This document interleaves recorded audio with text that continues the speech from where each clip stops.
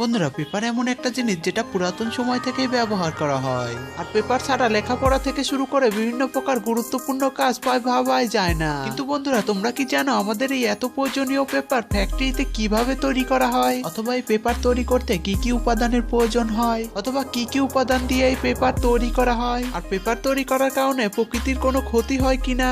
আর বন্ধুরা, তোমাদের মনেও যদি এরকম কোনো প্রশ্ন থেকে থাকে তাহলে বন্ধুরা ভিডিওটা তোমাদের জন্য। বন্ধুরা, ভিডিওটা খুবই ইন্টারেস্টিং এবং নলেজেবল হতে চলেছে, তাই বন্ধুরা ভিডিওটা একটু মিস করো না। তো স্বাগতম আমাদের আরো একটা নতুন ভিডিওতে।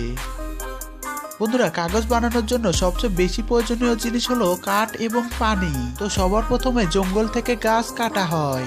বন্ধুরা, তোমরা জেনে অবাক হতে পারো প্রতিদিন প্রায় 1 থেকে 1.5 লাখ গাছ কাটা হয় শুধু পেপার বানানোর জন্য। তো বুঝতেই পারছো এটা আমাদের নেচারের জন্য কতটা বিপজ্জনক, আর এর কারণে ভবিষ্যতে খুবই বড় বড় সমস্যা দেখা দিতে পারে। তো এবারে কাটা কাঠগুলোকে ট্রাকে লোড করে ফ্যাক্টরিতে নিয়ে আসা হয়ে থাকে।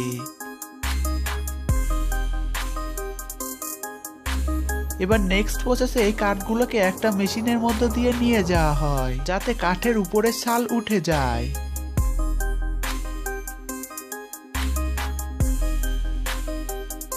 তারপরে এই কাঠগুলোকে একটা কাটিং মেশিনে দেওয়া হয় যেখানে এগুলোকে ছোট ছোট টুকরায় কাটা হয়ে থাকে।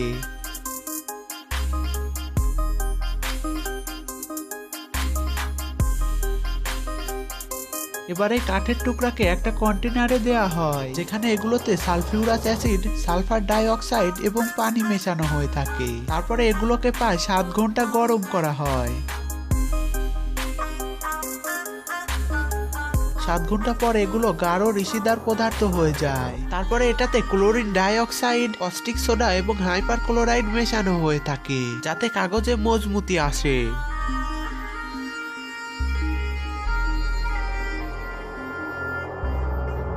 তারপরে এটাতে পানি মেশানো হয় যার কারণে এটা গাঢ় হয়ে যায়।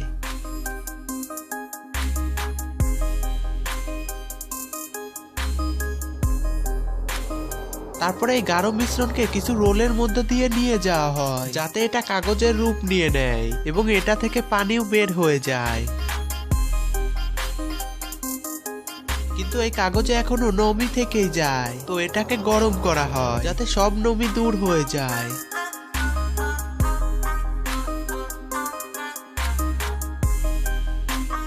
এবার এই কাগজকে বড় বড় রোলে মোড়ানো হয়। এবার এগুলো বড় বড় বুক বানানোর কোম্পানির কাছে বিক্রি করার জন্য প্রস্তুত হয়ে যায়। তো বন্ধুরা, এই পেপার ম্যানুফ্যাকচারিং প্রসেস তোমাদের কেমন লেগেছে অবশ্যই বন্ধুরা কমেন্ট করে জানিও। আর বন্ধুরা, ভিডিওটি ভালো লাগলে একটি লাইক করে দিও এবং এমনই সব ইন্টারেস্টিং ভিডিও পাওয়ার জন্য চ্যানেলটা সাবস্ক্রাইব করে নিও এবং ভিডিওটা প্লিজ শেয়ার করে দিও।